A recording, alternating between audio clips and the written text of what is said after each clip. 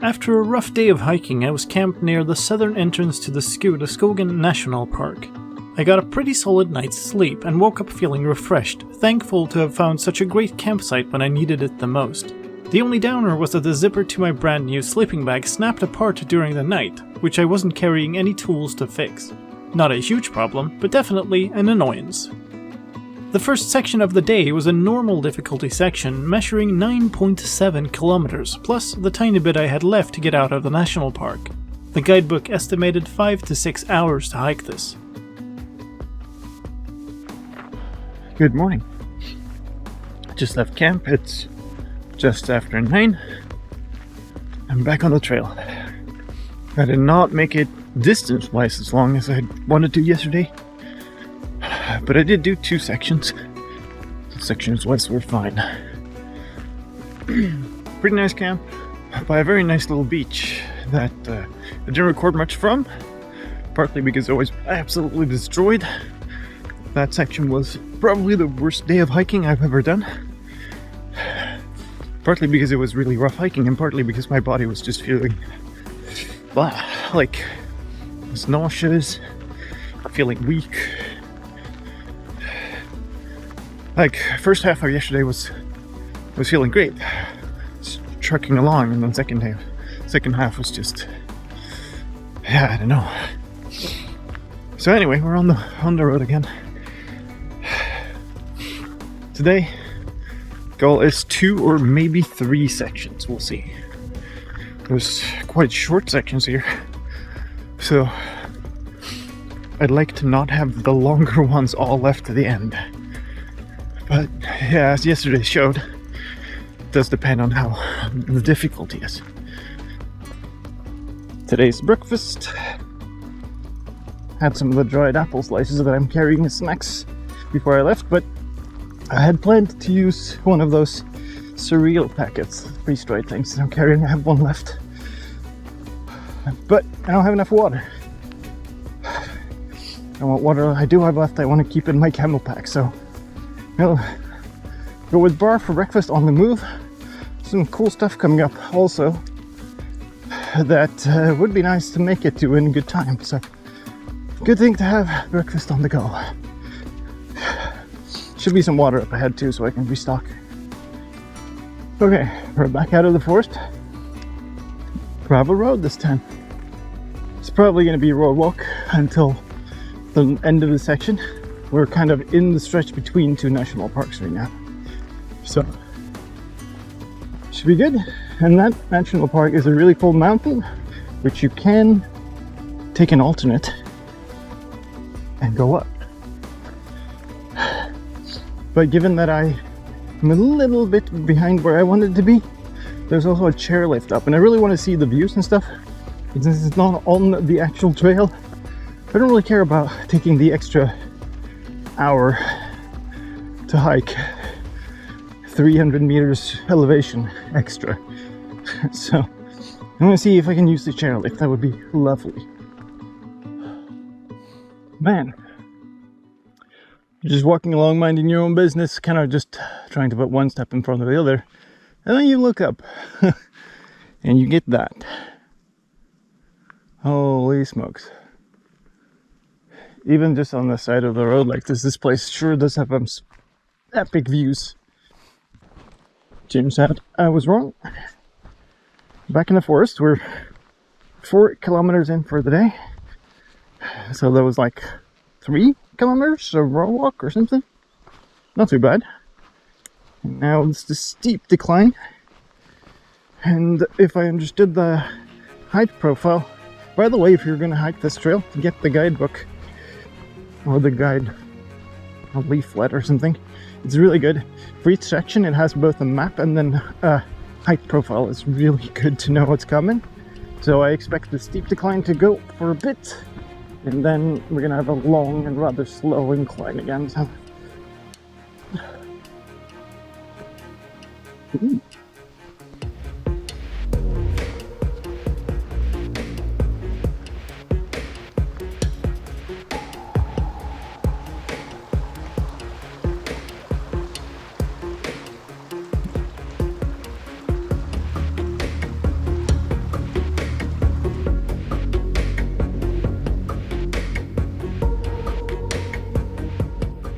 trail kept meandering through the forest like this for several kilometers, and I was happy to be in the shade of the trees on yet another scorching day. Soon that would change though, as I hit an area that had been logged, leaving a rather unpleasant surface to walk on and practically no shade. Less than 4k to go. Not the nicest of sections. Just a little bit. Also, definitely feeling my lack of a big breakfast.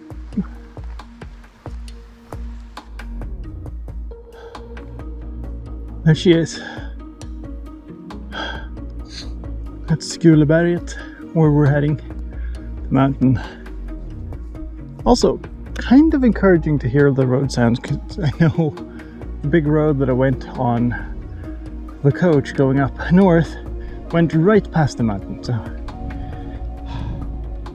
3 kilometers to go about, and I should be hitting the peak here soon on this trail.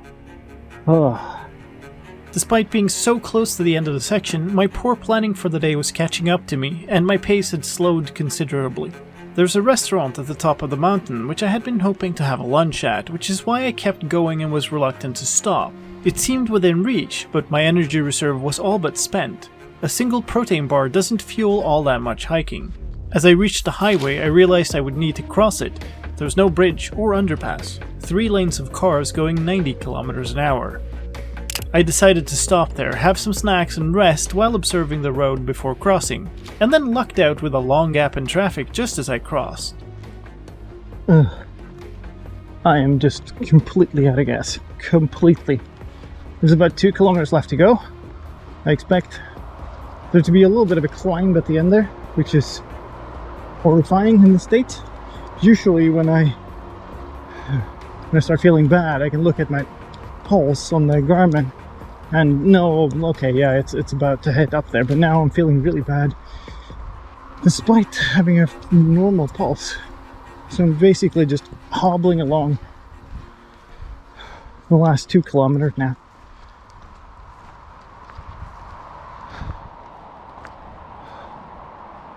Give me lunch. I kept making steady progress towards the mountains and the small museum at its base that marked the end of the section. As I approached, something seemed off. I saw signs towards the chairlift that made no sense.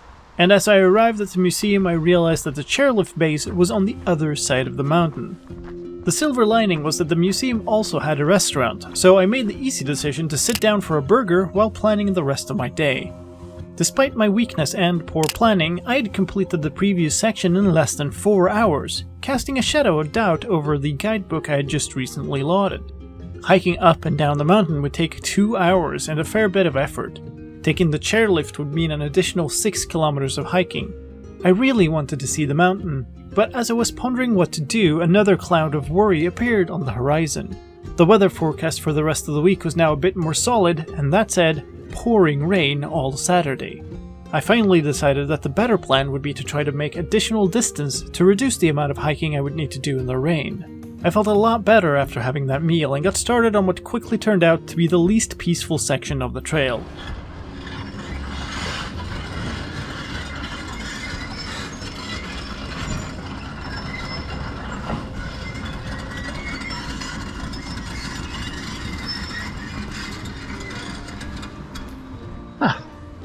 Sounds of nature. Peace. Calm. The next section is 6 to 7 kilometers or something like that. What was it? 6.8. It's graded normal and it's supposed to only take 1 to 2 hours, which I guess is why we're now road walking right next to the highway. But whatever. So as long as that's quick, that will be my 2 sections for the day. And I will actually be more than halfway through the trail if you... So what I've been trying to say over all the cars is that after I've done this section, I'm going to be more than halfway through the trail according to number of sections. I won't quite be halfway according to distance though, This is a little bit of a worry of mine. That means I've backloaded effort. So I'm going to skip the mountain for now. I'm going to do this section. Hopefully it will only take 1 hour or two. I'm moving pretty quickly right now. It's also decently flat compared to most other sections, so that's probably why. And then we'll see how we feel. The next section after that is 10.5 kilometers, and that leads into a major settlement. So if I could do that today as well, one thing I'm toying with in my mind is grabbing a hotel room.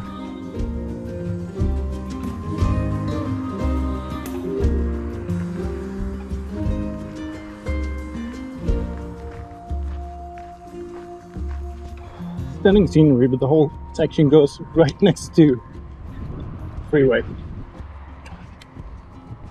I guess the best thing about that is there are gas stations where you can buy ice cream.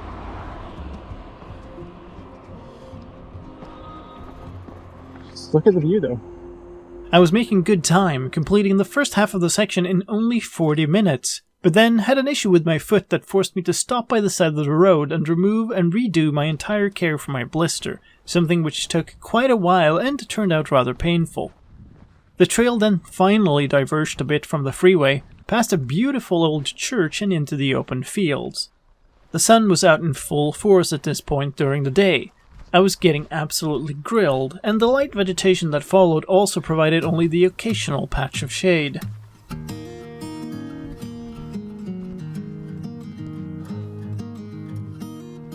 Most of the section was right by the road. But it's kind of growing on me. So that's just ridiculous.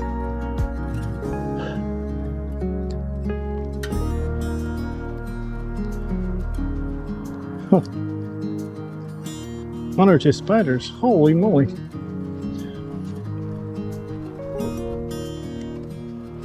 The visit in nature turned out rather brief as I came back out next to the highway for the end of the section.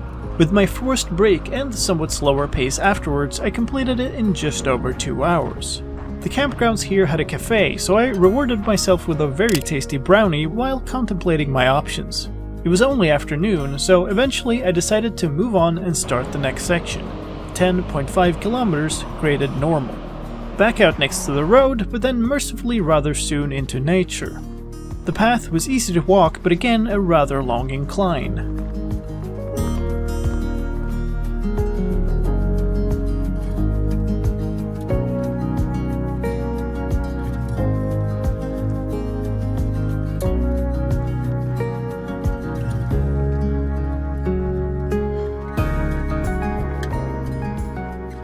A lot of uppers has happened. Going down again, which I think is a good sign. There's supposed to be 2 climbs on this section. By the way, remember how I spoke about this guidebook, how good it was? Yeah, it was completely off on the last section. 63, 65. This is the middle point, because there's those 2 extra kilometers I walked. Beginning. It's pretty cool. Alright, here's an epic fail. Just as I decided to go for another section, gun it, and then book a room at that hotel. Apparently they're now full booked. So here I am, almost 4 kilometers into this 10.5 kilometer stretch, with no plan where to stay tonight. So I guess I'm just gonna chill in the nature again, which has one problem, really one big problem, and that is that I'm running out of battery. I think I have 1 GoPro battery that will, I guess, kept for tomorrow. One of my power banks is basically drained. The other one has a little bit of juice left. So you can just scrape by, I think. I have solar panels for it, but it's not going to do much. Oh boy. Wow. Here it is.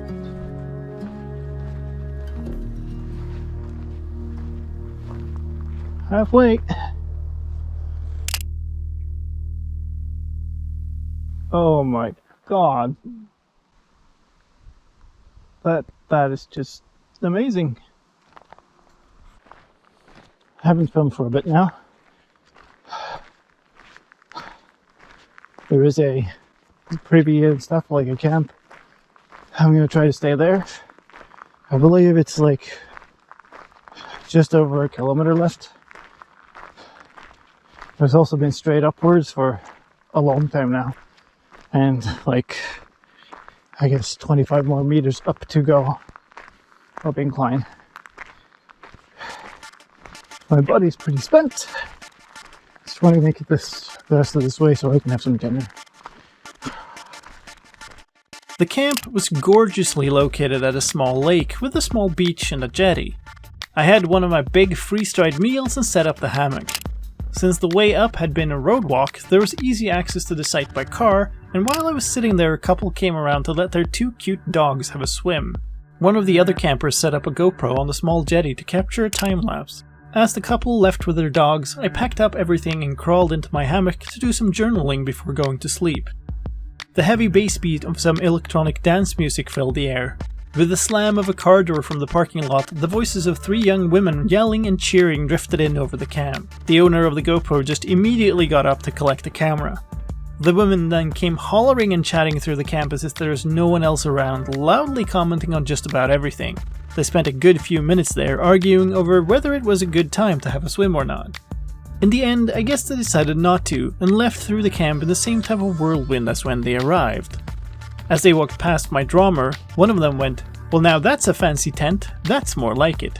To which one of the others loudly replied, "I wonder how it'd be to in one of those," before getting hushed by her friends. Well, I don't know, girl, you'd probably break your neck. All I wanted to do in mine was sleep, so I was rather thankful they left, and the camp breathed a collective sigh of relief.